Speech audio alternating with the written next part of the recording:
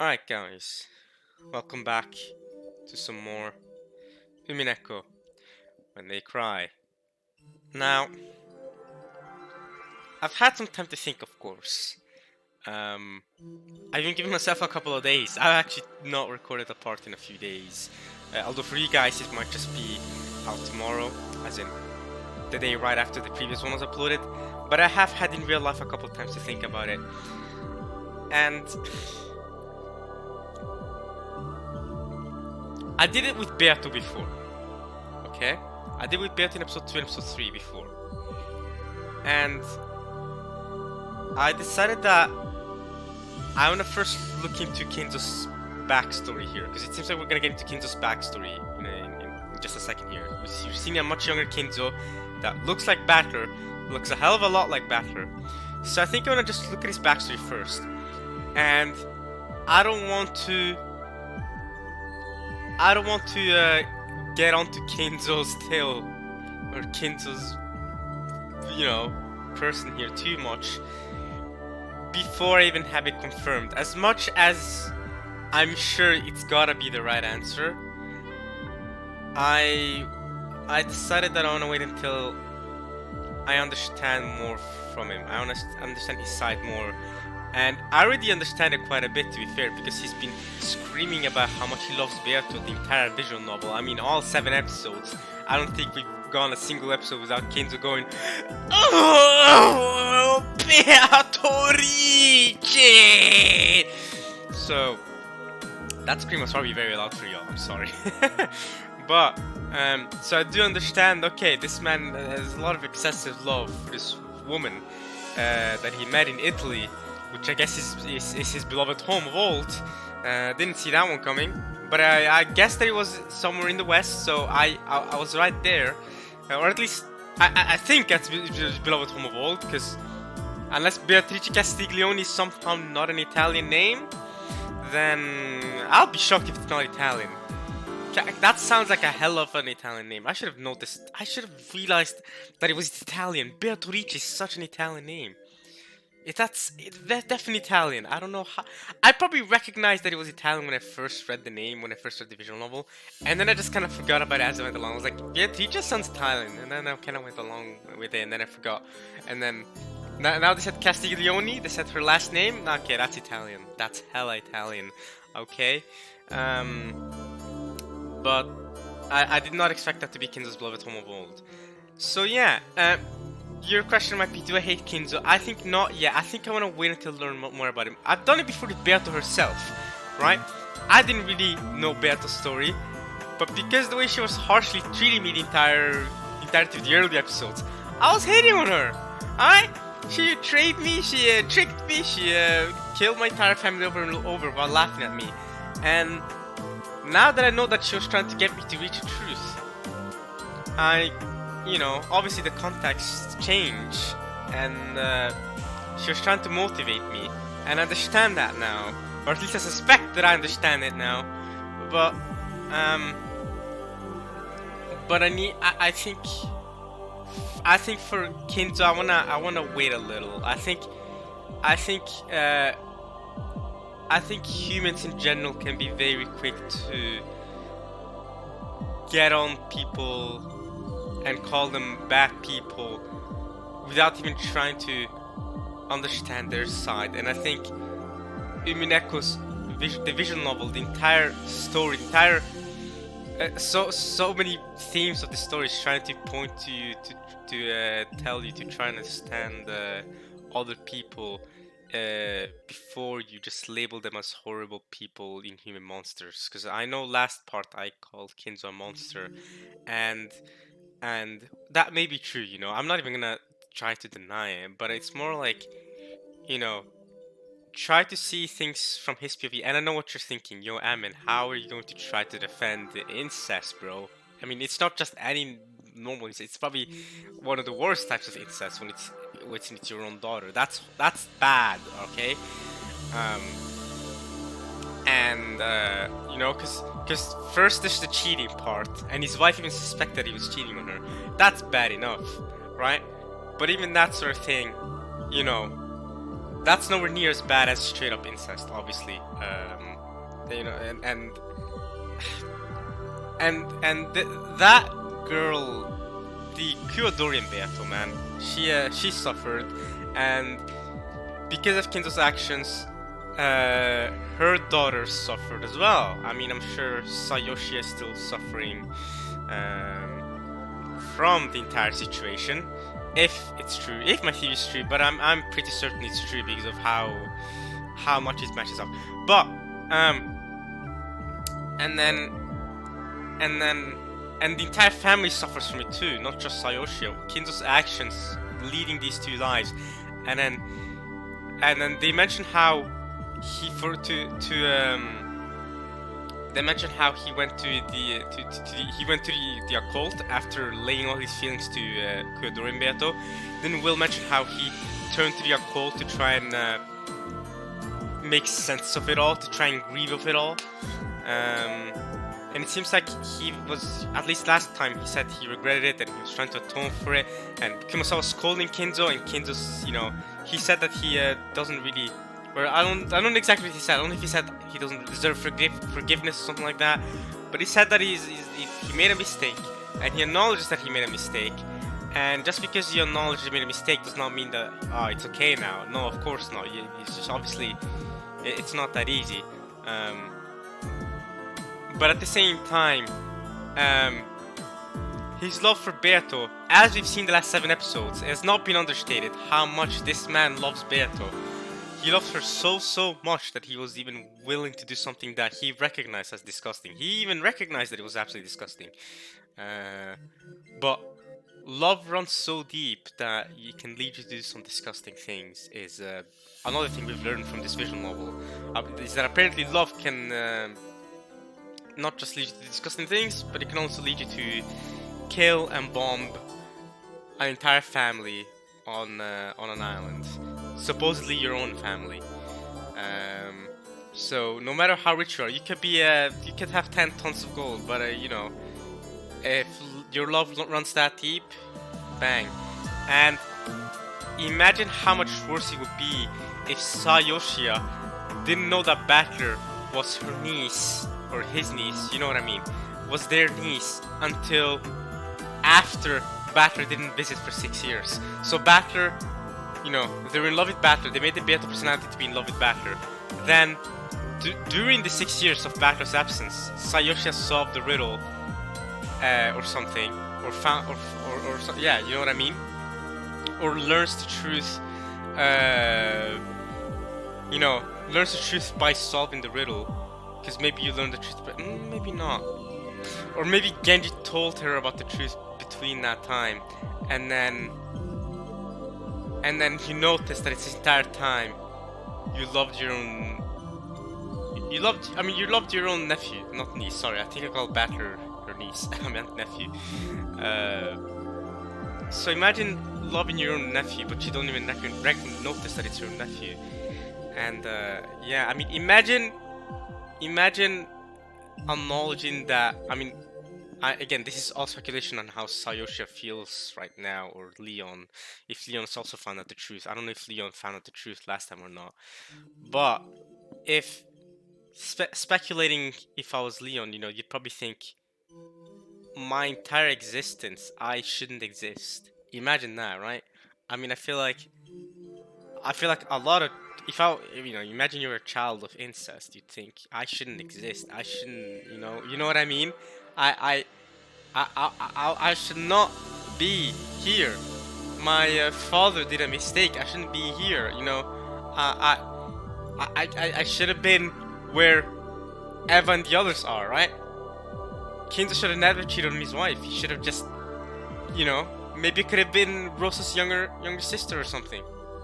I should not be a child of incest. I don't belong here.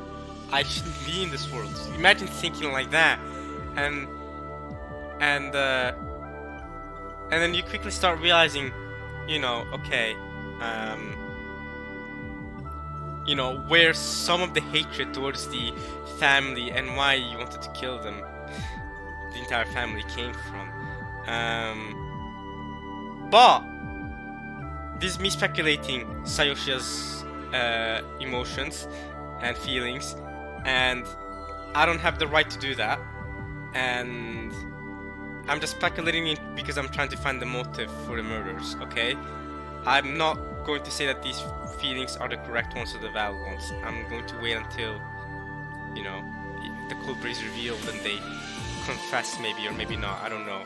And I want to do the same thing with Kinzo. I don't want to... I want to try to understand his love first, so... Yeah, I hope you guys understand. I hope you guys are with me. And I hope you guys don't call me a friggin' disgusting incest defender, because I'm not. That's not what I'm trying to do. I'm not trying to defend that. I'm not trying to defend Kinzo's actions. I hope you know that. Because if you're going to get at me for defending Kinzo, then you can get at anyone for defending so many other characters. I mean, imagine if you love Erika's character, you love someone that okay, let's beheaded 6 people just to make sure that she wouldn't get tricked in a mystery game, including a mother in front of her child, and then the child after that. That's one. Or okay, let's say you love Nazi. Okay, so you just love someone that threw a baby off the cliff. I mean, yes, of course, we understand that, you know, there's just complex, deep emotions that went to that decision, but it has still been done, and I think we can all agree that the baby did not deserve that, and that is that it is what it is, okay? And I love Rosa. You guys know how much I love Rosa, but I can acknowledge, okay, the parenting is a little bit of an L. It's maybe more than a little bit of an L, okay? So with most characters in this visual novel, with a lot of characters in this visual novel, it's about how much, you know, if you love any of them, you know, there's also you have to also acknowledge that they might not be the best of people, which I think is kind of the point. I think the point of this visual novel is to show off all these different characters, what the start you may love or you may hate or whatever else, and then show that all these different types of people, they all have a bad side to them. They all have done something that they probably regret, or they probably made a very, very bad decision, and it's about trying to understand that decision rather than or understand how they got to that point, rather than just getting onto them and just, you know what I mean? And because we're also all humans, so in a way we're kind of best at understanding each other, and I feel like we're also we can also be very quick to get. Anyway, you know, whatever. Let's just keep reading Kinzo's backstory here. But basically, do I hate Kinzo? No. I understand if Sayosha hates Kinzo, but I think I'm going to lay off a little bit. That's basically. I think I'm gonna wait. I think I want to learn more about Kinzo's backstory. So let's get into it.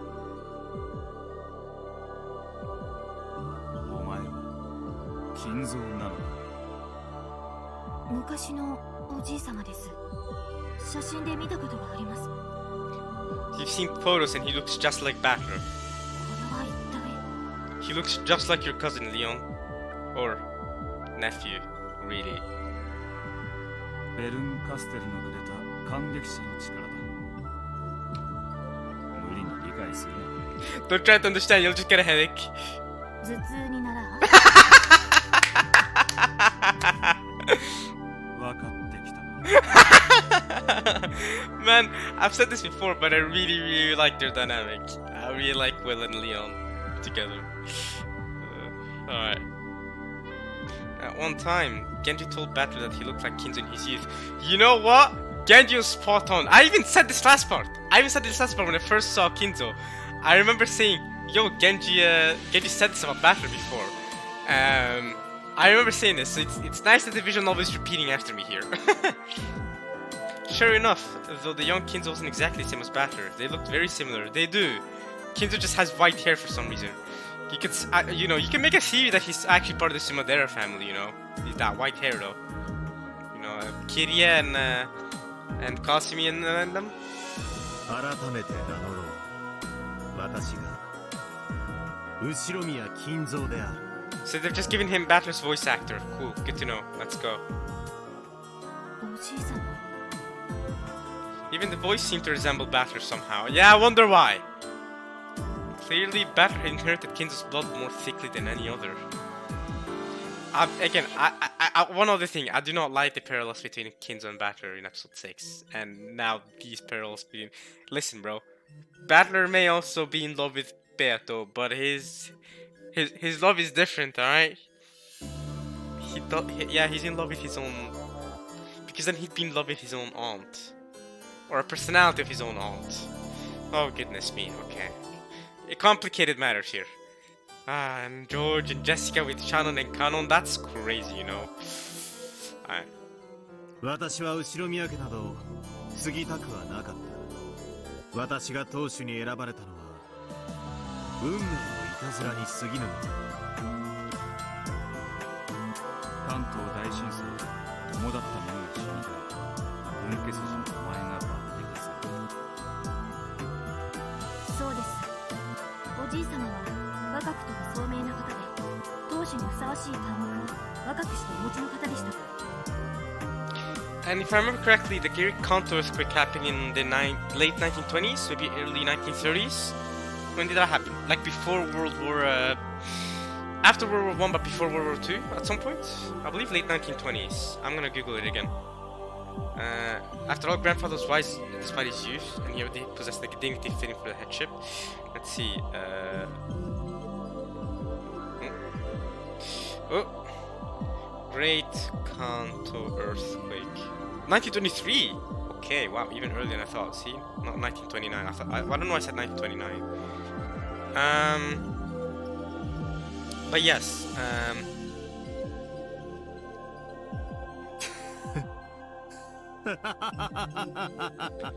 So they died in 1923. He was chosen to be head after that. How old is Kinzo? Then yeah, he must have been... I think I speculated this before, but he must have been born either late 1800s or early 1900s. Alright? Because by 1923, surely he must have been at least 20-something years old. They said he was young, but, you know, he looks battlerish young, so maybe 20-something years old. Maybe he was born in exactly 1900. So if he died in he died in the 1980s, so it would have been... Yeah, makes sense. He died in the 80s at some point. He met Beatrice after World War II, right? Is what they said. So after World War II, he met Beatrice. He would have been about 40 years old when he met Beato. And then the situation with his mistress's daughter must have happened when he was around 60 then. 1967, he would have been about 67 years old, right? He would have been 67 years old. Yes. Yeah, he would have been... Yeah, around the mid-60s basically is when which is so crazy, and then moving ahead from that, he died at some point in the 1980s, so he was 80-something years old. Okay. とんでもない。欲深な長老たちは互いの利益ばかりを主張し合い、新しい当主を選び出すことさえできなかった。まるで沈みゆく船で。 新しき船長は誰かと議論するような愚かさよ。 It is still impressive that Kinzo managed to revive the Ushiroma family, you know. だからこそ本家の誰ともしがらみのないお前が突然に抜擢を受けた。すべてはこの足の指のせいだ。 It's all because of my toes! I remember that, the polydactyli. Imagine being selected just because you have polydactyli. Yeah, you're the next head of the family because you have polydactyli and you're gonna be lucky. 足の指が一本ずつ足りなかったなら、我が人生は全く異なるものになっていたである。 Alright, mate. In the Ushiroma family, polydactyli was seen as a sign of good fortune. Yeah, I remember that. This was because it was a common factor among many of the greats in the family's history. くだらな話よ。長老どもは自分たちの誰も得をしない馬の骨であれば誰でもよかったのだ。Although, you know, Kinzo did succeed with the Shurima family, so maybe they were right about the polydactyli a little bit. たまたま分家筋に両足の指が6本ある者がいると耳に入り、それでいいと決まったわけか。そういうことだ。長老ども、自分たちの操り人形になるならどこの青二歳でもよかったんだ。むしろ帝王学に無知な人間ほど好ましい。おじいさま。リオ、お前は違う。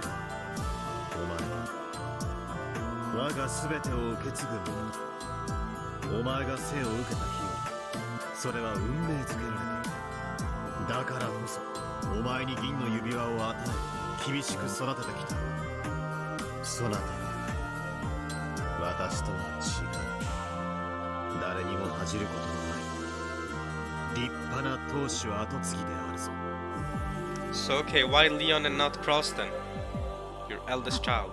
はい。 Your eldest son even.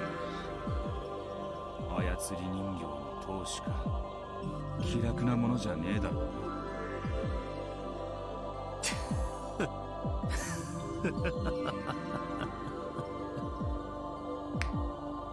As he pondered about where to begin, Kinzo laughed bitterly. It will probably bring back nothing but painful memories, no matter where he started from. あれはあまりに長い灰色。それは私には岩に蒸す苔のような気の遠くなるほど長い死んだ時間。 I became the rope in the tug of war between the elders, who thought of nothing but their own profit, and I probably could have snapped at any moment. However, people are far more resilient than one would think. So is a rope! Though I spent so many days like a dead man, I was not killed. So I would have to search for death on my own.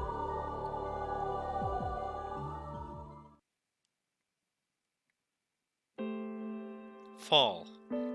The next thing I knew, I had reached the age when I could no longer refer to myself as young without drawing laughter from those who were.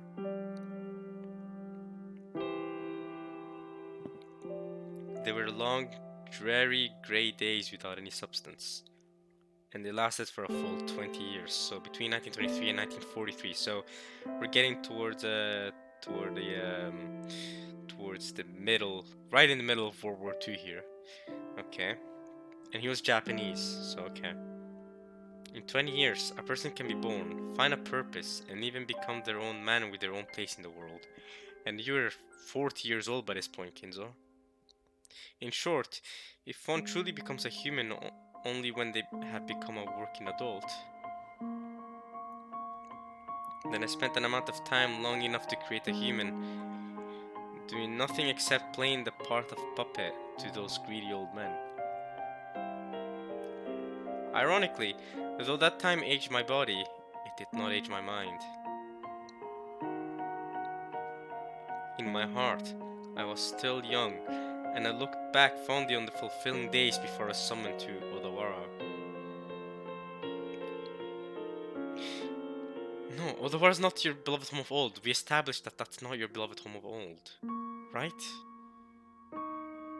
Is it Italy? In my heart, I was still young, and I looked back fondly on the fulfilling days before I was summoned to Odawara. Summoned to Odawara? What? Oh, so maybe he's saying that he originally was from Italy, but then to become the next head of the family, he was summoned to Odawara. Ah. So he was... his childhood, before he turned 20-ish, before he was around my age, was in Italy probably, or something like that, right? And then he was summoned to Odawara to become the next head. And that's why the family know him from being from Odawara. However, they all seem to know what his actual beloved home of old is, so How? I guess they all kind of knew that he was from Italy.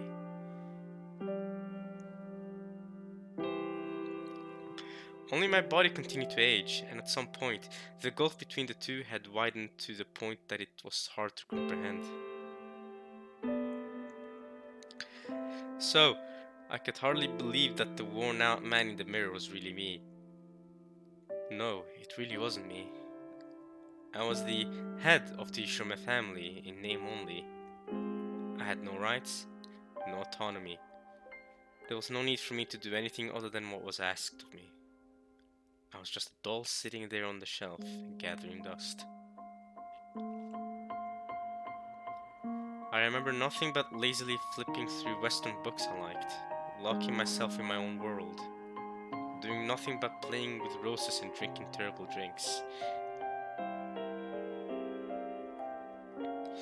And it lasted a full 20 years. That's a very long time doing not much, you know what I mean? That's since I was born until now is 20 years, and I'm just imagining all those years all over again doing what you were doing. That's a very long stretch of time. Holy crap. Before I knew it, I had a stranger for a wife. It wasn't any wife I had chosen. Right. Right, that makes sense, you know. For some reason, I just took it for granted that that Kinzo's wife was you know, a wife that he actually loved, and he cheated on her. But see, this is why I wanted to learn more about Kinzo's backstory before I just called him a piece of garbage, which he still might be. But this is why, because obviously it makes sense that it was an arranged marriage. Of course, it's not a wife that he chose for himself, a wife that he loved really. You know what I mean? With a lot of these arranged marriages, a lot of times you don't really love the partner you're with. You know, you were just chosen a random partner because it's politically and economically, you know, advantageous for your family. But it makes sense that he was just chosen a wife, and that's not the wife he really loved. And Beato was the woman he really, really loved. But of course, they wouldn't permit him to marry Beato. So he cheated on his wife, sure.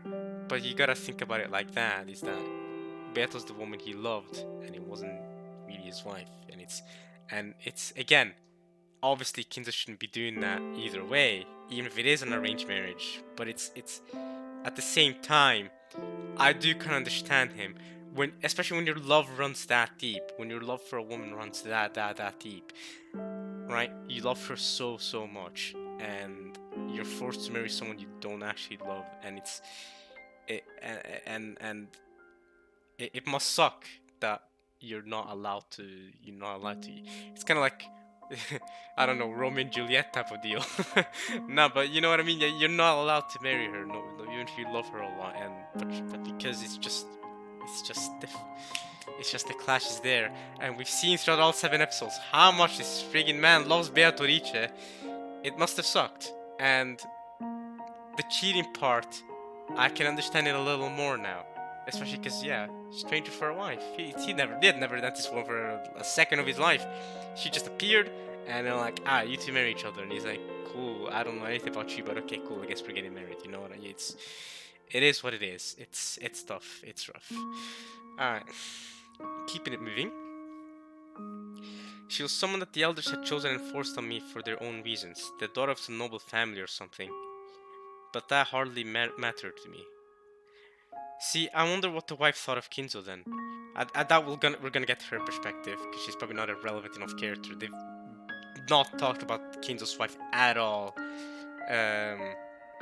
throughout the visual novel, so I doubt we're gonna actually delve into her character now. But I wonder if she liked being in a relationship with him. I mean, there must have been something in it for her too, for her to actually try to snoop around, because it seems like she was trying to snoop around to see if Kinzo really was cheating on her, because she was suspicious of Kinzo. So,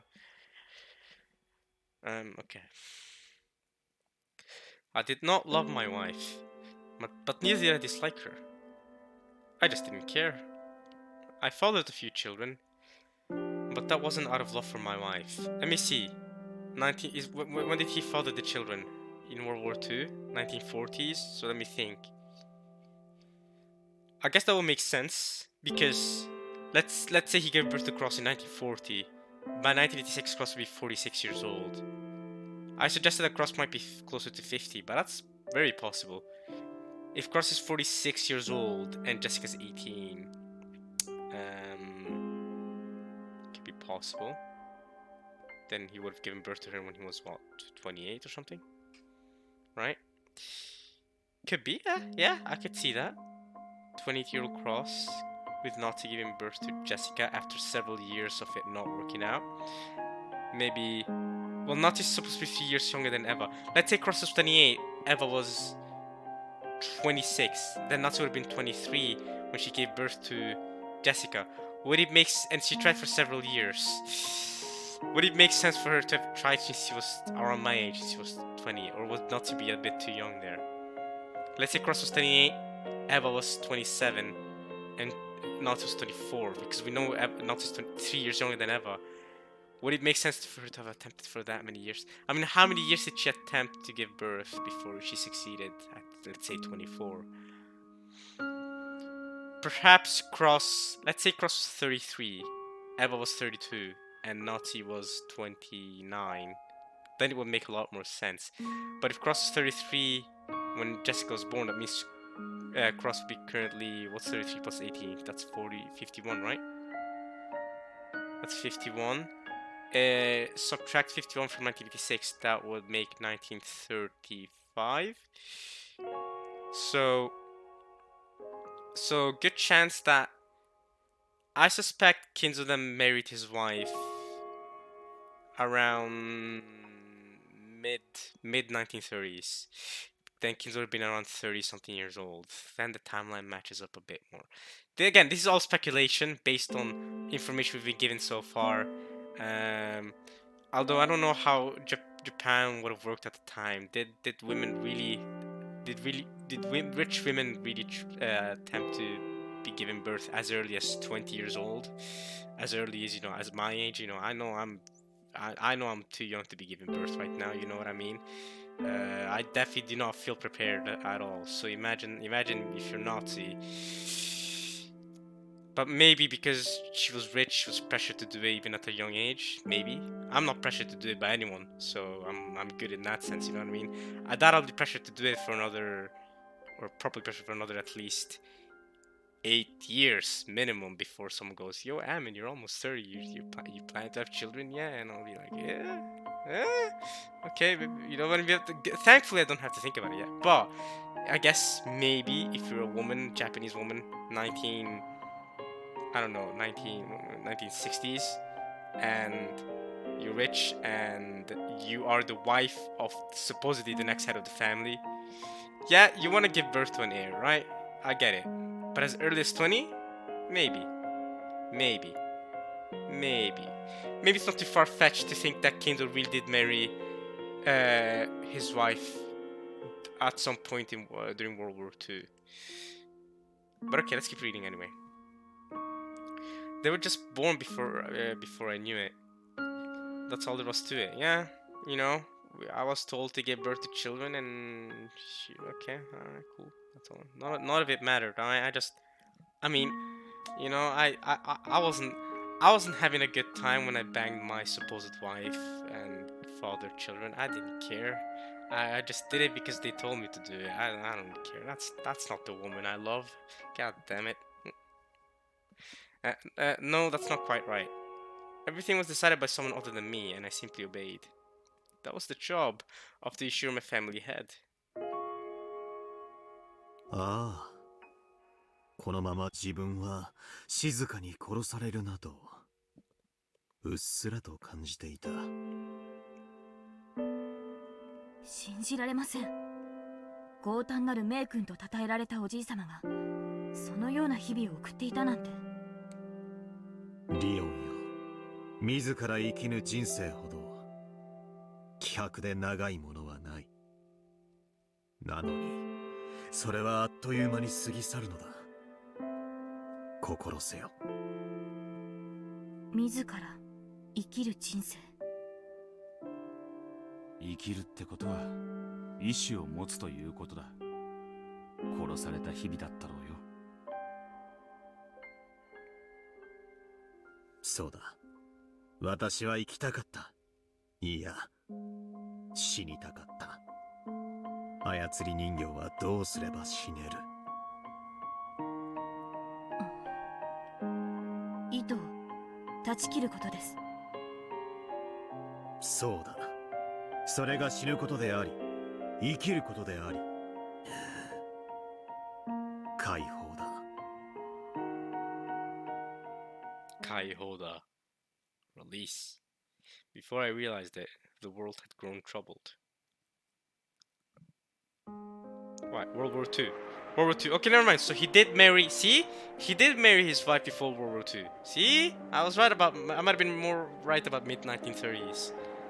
And he fathered children around then. That makes so much more sense than if he married her in during World War II. See that?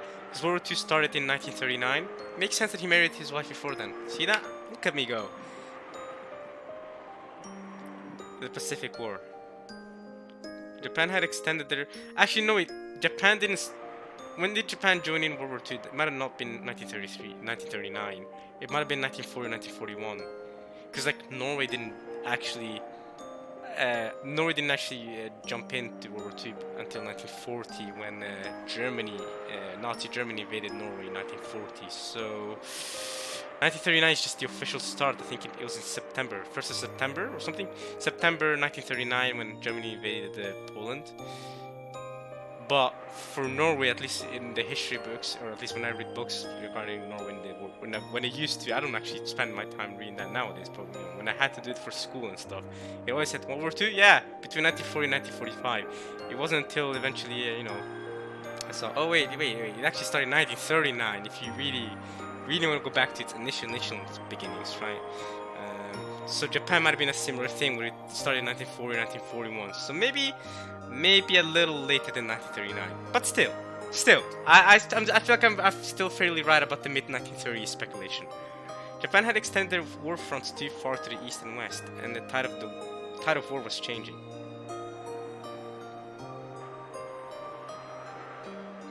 Thanks to the influence of the elders, I was able to avoid conscription. Of course, this was not out of compassion for me. It was because I was their precious puppet. So, the war never really felt that close to me.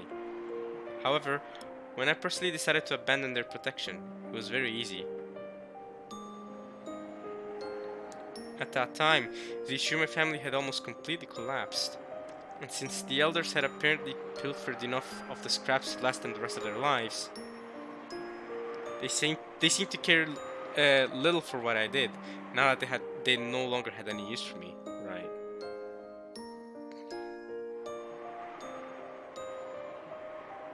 So I realized that I had finally found my time to die. One by one, I cut the threads I was hanging from and began to search for a place to end my life.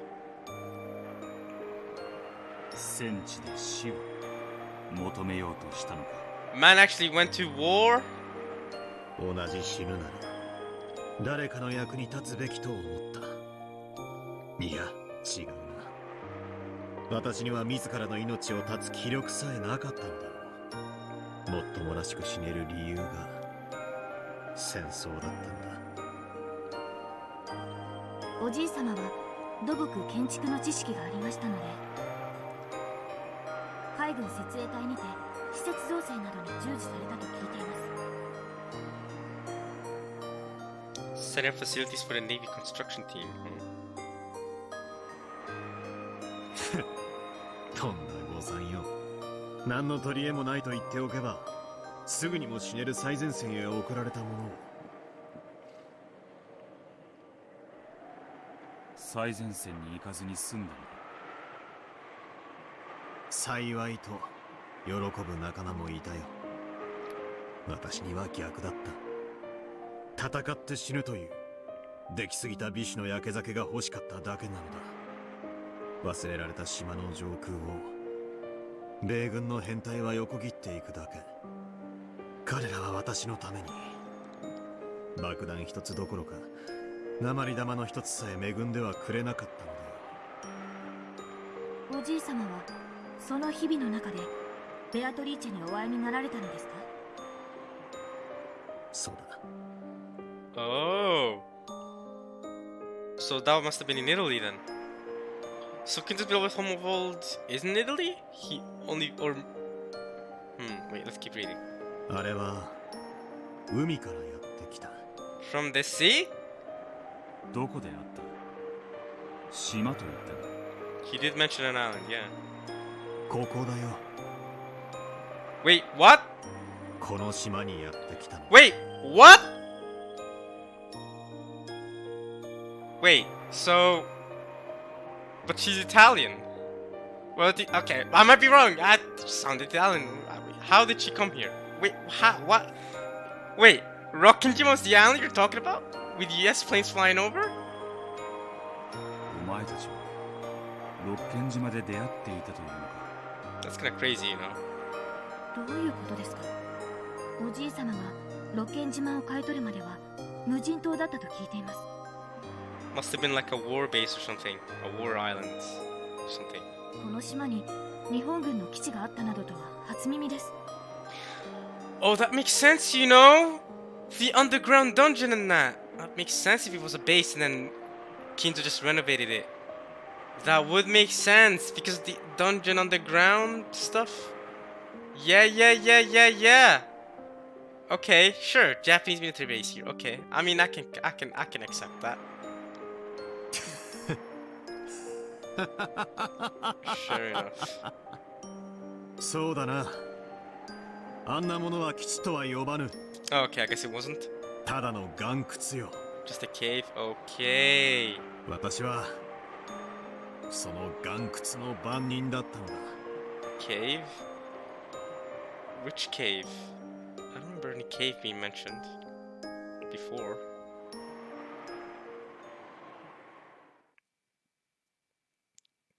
(1944) Okay, so towards the end of the war-ish. Yeah, last 2 years of the war. So this is Rokkenjima.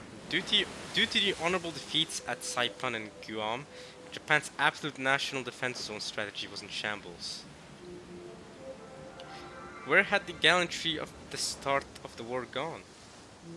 The old attackers were now the ones on the defensive. At that time, it was said that the final trump card to the Japanese military were the so-called special attack weapons. The kamikaze or what? I know Japanese did the kamikaze. Isn't that where the word comes from anyway? It was said that these ultimate weapons were packed with 1.55 tons of explosives. Okay, never mind, not kamikaze. And capable of sinking any kind of warship with a single blast. See, those are probably the same explosives. Yeah, that's where the explosives came from then. Okay, baby, now that makes sense. Those are probably the same explosives that Sayoshi is using. But those explosives lasted for 40 years? 40 years later, those explosives will be used to kill off the entire family at midnight of October 5th, 1986. Are you telling me that's what's going on here with these explosives? These ultimate weapons were packed with 1.55 tons of explosives and capable of sinking any kind of warship with a single blast. Okay. To strengthen homeland defense, the Navy drafted a plan to build a string of hidden bases from Hachijojima to Yokosuka, all to house submarines loaded with special attack weapons. Okay. Submarines, okay. 八丈島に基地が作られたことは知っていました。 Hachijojima, yeah. しかしそれが六軒島にもあったなんて。どこの間抜けがこんな何もない島に作ろうと言い出したやら。一区上の都合バカバカしい。バカバカしい。お上の考えることなどわからぬし、私にとってもどうでもいいことだった。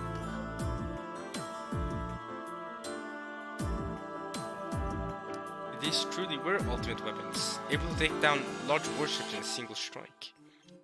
It was hoped that the presence of submarines capable of loading these weapons in the waters just off Japan would allow for a powerful sea ambush as a final line of defense. Except Japan got nuked in the end.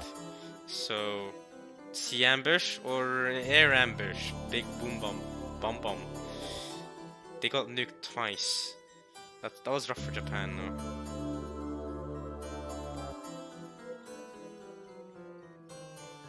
So, to aid in the establishment of a base with absolute secrecy, the uninhabited island of Rokkenjima was raised as a possible candidate.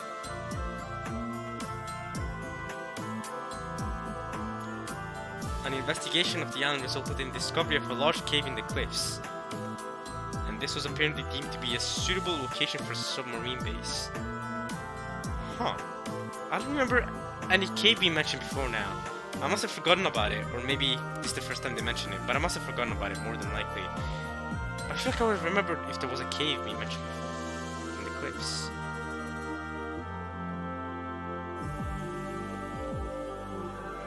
お前はその基地の建設に関わったわけか。建設岩窟を掘り広げただけを建設と呼ぶならな。 So you had to dig out the cave. Or maybe the cave kind of already existed, but you had to dig it out more properly so it could serve as a base, is what you mean. しかもその上基地は未完成のまま放置されたのだから。 Oh, okay. どうしてです？ What's so funny? 当時の日本にそいつを詰めるほどの大型潜水艦はもう残っていなかったのよ。滑稽な話だ。潜水艦もないのに潜水艦基地など今さら必要なものか。 I mean, fair enough. 役人の無意味な箱物作りは今も昔も変わらぬわ。 You know, Kinzo's personality is not much different now compared to when he was younger. The base on Hachijojima was actually outfitted with those weapons and became a base for direct attacks. But Rokkenjima was never supplied with any. Not only that, they cancelled the construction work entirely, leaving only a crew of minimal size stationed on the island, waiting for orders from above that never came.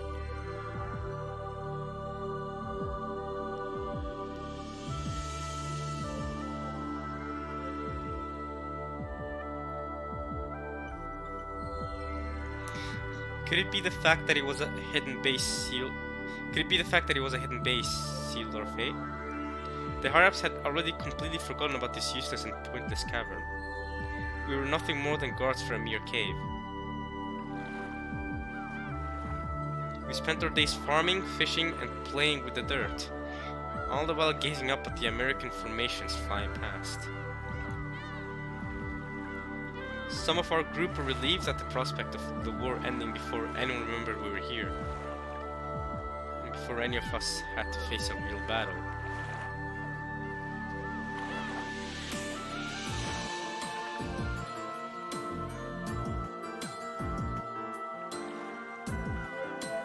Of course, it was the opposite for me.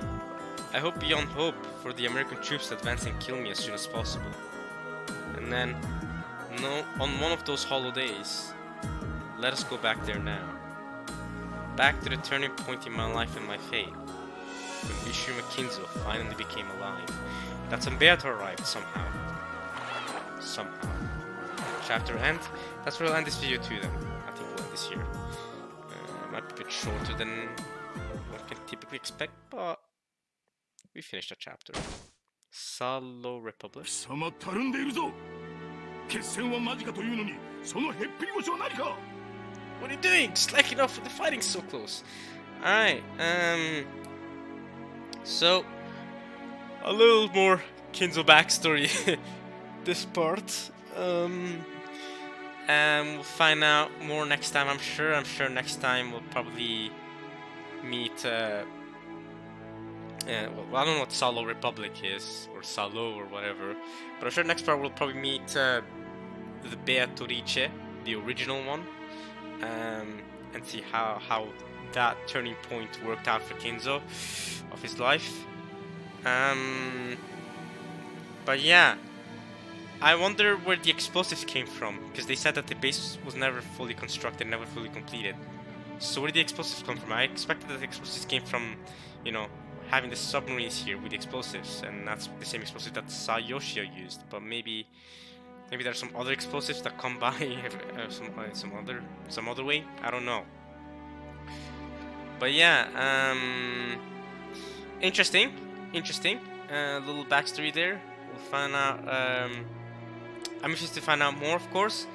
I'm interested to know more about how Kinzo's love for Berto developed and how it went by for both Bertucci the first, but also the second. How that all went down in a little more depth. So I'm sure we'll find out more about that soon. I'm gonna end this part here. I'm sorry, I don't think it's an hour. Is this part an hour long now? If it's not an hour long, then I'm sorry. Maybe I didn't quite reach it. But to be fair, I never used to upload videos over an hour long. I only used to upload videos less than an hour long. So to begin with, this is still in line with me.